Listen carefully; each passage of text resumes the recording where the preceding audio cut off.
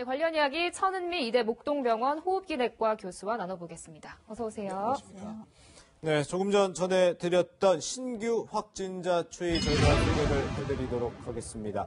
오전 0시 기준인데요. 어제 하루 76명의 추가 확진자가 발생했습니다. 대체로 지금 두 자릿수 추가 확진자로 지금 관리가 되고 있는 상황입니다. 그런데 교수님, 저는 사실 조금 궁금했던 게 어제 오명동 중앙임상위원장이 이런 얘기를 했어요.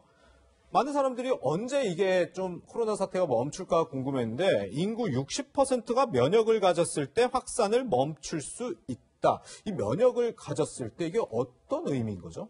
그러니까 바이러스가 이제 창궐한 상태에서 지금 현재 백신도 없고 네. 치료약제도 없습니다. 네네. 그렇다면 집단 면역이 돼야지만 더 이상 바이러스가 확산이 안 된다는 의미거든요. 그런데 네. 우리가 60% 이상이 되면 많은 경우 대부분 사람이 갖고 있다는 뜻이고, 네네. 물론 홍역 같은 경우는 거의 80, 90% 이상이 이제 면역이 돼야 되죠. 그거는 공기 중 감염이 훨씬 더 잘 되는 그런 바이러스 일종이고, 네. 하지만 일반적인 뭐 독감이라든지 우리 이런 코로나19 같은 경우는 한 60% 이상이 전체 감염이 되면 집단 면역이 돼 있어 더 이상 확산이 안 된다는 의미고, 이 얘기는 지금 백신이 없는 상태에서는 사실은 많은 사람들이 감염이 되면서 병 자체가 80% 이상은 경증으로 가기 때문에 네. 가볍게 앓거나 증상이 없이 가고, 중증의 환자들에 대해서 우리가 집중 치료를 해서 치사율을 낮추는 방향으로 가야 된다는 그런 의미로 생각됩니다. 네. 다소 얘기를 들으니까 사실 무서워진 점이요. 지금 백신도 없고 치료제가 없으니까 60%가 이 면역력을 가지려면 60%가 걸려야 된다는 얘기. 그러면 5천만 명 인구면 3천만 명이 누적 확진자가 나와야 된다는 얘기인가요? 그렇죠. 그만큼 많은 분들이 이제 가볍게 감기처럼 앓고 지나가는 그런 상태가 돼야지만 이게 집단 면역이 된다는 거지만, 예. 이게 또 감기나 독감과 다르죠. 감기는 거의 문제가 없고, 네네. 독감 같은 경우도 걸려도 우리가 백신도 있고, 그리고 치료약 타미플루가 있기 때문에 예, 예. 우리가 중증으로 가기 전에 대부분 치료가 됩니다. 그렇죠. 그런데 코로나19는 이제 그런 약도 없고 백신도 없는 문제가 예. 있기 때문에 지금 상태에서는 가장 중요한 게, 사실 백신은 1년 이상 걸리기 때문에 올 연말이 지나야지 우리가 접종을 할 수 있고, 그렇다면 치료 약제를 지금 상태에서 기존의 약제 중에서 가장 효과적인 약제를 찾아내서 그 약제로 인해서 우리가 중증으로 가지 않게 막는 것이 가장 효과적이라고 의료진들은 생각하고 있습니다. 네. 그러니까 결국에는 답은 백신밖에 없는 건데, 지금 말씀해 주셨듯이 백신이 나오기까지 시간이 상당히 많이 네. 소요가 되잖아요. 그러면 현재 수준의 이런 방역 대책은 어떻게 해야 되는지도 궁금하거든요. 우선은 이제 지역사회 전파를 이제 감소시키는 게 가장 중요한데, 그래서 이제 계약도 늦췄죠. 그렇죠. 그렇지만 4월에 계약이 되면 분명히 제2차 확산이 그건 100% 나올 수밖에 없습니다. 네. 왜냐하면 아이들 10대와 20대가 무증상자가 제일 많아요. 네. 10대 미만은 통계를 보면 한 22%, 20대는 거의 30% 넘게 나올 겁니다. 그럼 그분들은 증상이 없기 때문에 주변에 다 전염을 시킬 수가 있고, 네. 특히 학교라는 굉장히 밀집된 공간, 또 우리나라는 특이하게 학원이 굉장히 많지 않습니까? 그렇죠. 학원에서 분명히 또 밀집도가 높기 때문에 감염이 될 거고, 그럼 그거에 대한 대책을 수립한 후에 사실은 계약을 해야 돼요. 근데 아직 마스크에 대한 정책도 확실하게 되어 있지 않고, 학생들 수업을 어떻게 할 건지 2주밖에 안 남았는데 조금 걱정이 많이 되고 있습니다. 네.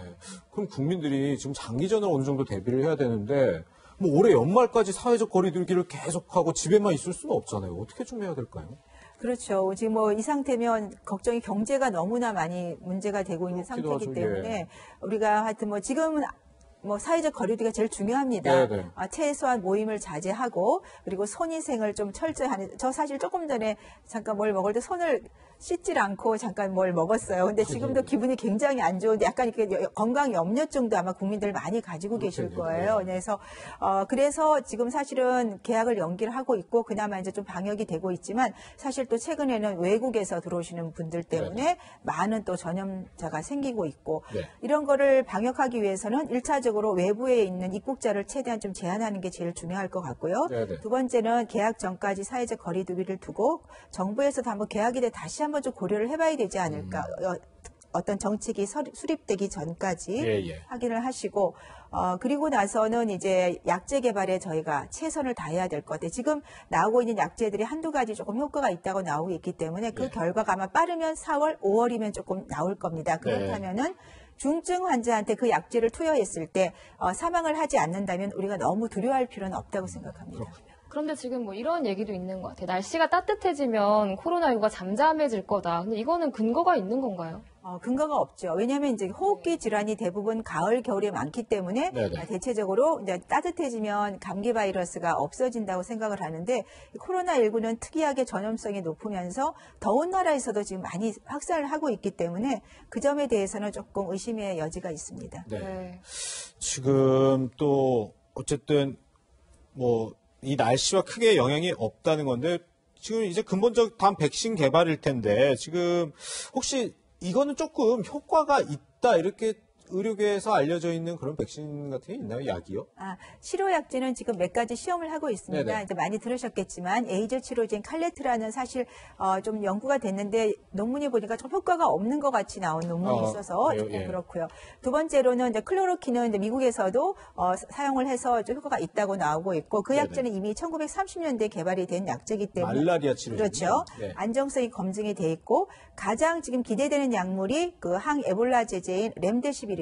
네. 왜냐하면 렘데시비르는 구조가 RNA 복제를 억제하는 약물이기 때문에 사실은 가장 기전적으로 이유가 효과가 있는 약물로 기대가 되고 있고 네네. 국내에서도 중국에서도 미국에서 임상 시험을 들어갔기 때문에 빠르면 4월이나 5월에 그 결과가 나올 겁니다. 만일에 효과가 좋다고 나온다면 그 약물을 이제 국제적으로 사용을 할 수 있을 것 같고요. 네네. 또 하나는 이제 국내 의료진이 그 천식 치료제 알베스코가 있어요. 저도 많이 쓰는 약인데 예. 이게 뭐냐면 그러니까 천식 환자들한테 쓰는 흡입성 스테로이드 제제입니다. 네. 시클리소니드라는 그 스테로이드 제제 약물이 이런 약물을 써보니까 효과가 있더라. 그 기전은 아직 밝혀지지 않았지만 원래가 스테로이드 제제가 항염증 치료제예요. 네. 그러니까 그런 항염증의 어떤 작용에 의해서 항바이러스, 코로나 바이러스를 사멸시키는 그런 작용을 하는 것 같다. 그래서 앞으로 많은 약제들, 그러니까 신약을 개발하는 것이 아니고 기존의 약물을 재창출하는 거죠. 네네. 그런 쪽으로 새로운 약물들을 찾으면서 아마 조금 극복을 할 수 있을 것 같습니다. 그러니까 효과가 있는 치료제가 꽤 여러 개가 있는데 그럼 이걸 환자들에게 바로 투여해도 되는 건가요? 우선은 아까 말한 알베스코는 많이 쓰고 있는 약물에 충분히 할 수 있고요. 클로로킨도 이미 쓰는 약제를 할 수 있고 네. 렘데시비르만 지금 아마 임상 통과가 되면 쓸 수 있을 겁니다. 네. 네.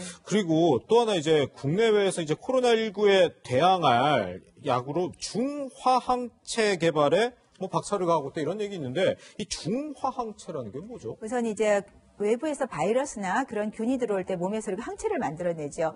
예. 백신의 기전이 우리가 주사를 맞아서 몸에서 항체를 만들어내면 외부에 바이러스가 들어왔을 때 걔랑 싸우는 거거든요. 그렇죠. 예.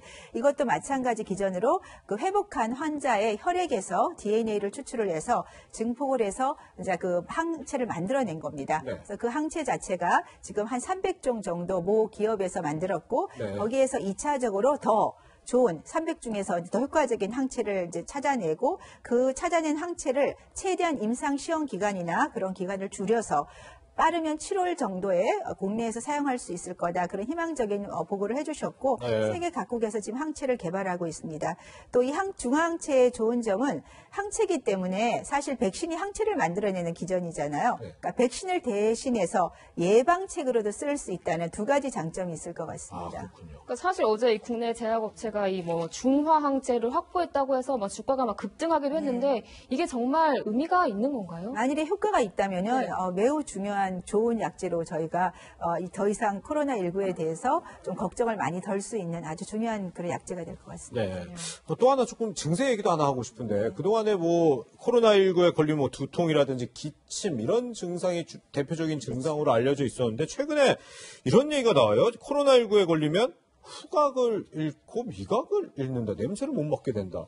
이거 뭐 어떤 얘기인가요? 네, 우선 코로나19가 침투하는 게 우리 코를 통해서 기관지로 들어가죠. 예. 그리고 입을 통해서 혀를 통해서 식도 위로 들어갑니다. 그래서 연구를 보면 혀에 이 코로나19가 그 인간의 세포를 공격하는 네네. 그 단백질이 투입할 수 있는 그 수용체가 거기에 굉장히 많아요. 네네. 그리고 코에도 마찬가지로 그런 수용체가 있을 거고 세포에 예. 거기를 침투하기 때문에 아마도 그 후각이나 미각이 상실된다. 그게 첫 번째 이유일 거로 생각이 되고요. 예. 연구가 나온 건 건 아닙니다. 하지만 두 번째로 또 하나는 후각신경을 얘가 바이러스가 신경을 공격한다고 되어 있어요. 네. 그래서 아마 후각신경을 공격해서 마비가 됐다가 인체가 회복을 하면서 그것이 좋아지지 않나 그렇게 추측을 하고 있고 네. 아마 그거에 대한 연구는 조만간 나올 것으로 생각됩니다. 그렇군요. 네, 코로나19 단기간에 끝나지 않을 거라는 게 전문가들의 견해입니다. 차분히 장기전에 대비해야 할 것 같습니다. 치료제 이야기까지 해봤습니다. 천은미 교수와 여기서 인사드리겠습니다. 고맙습니다.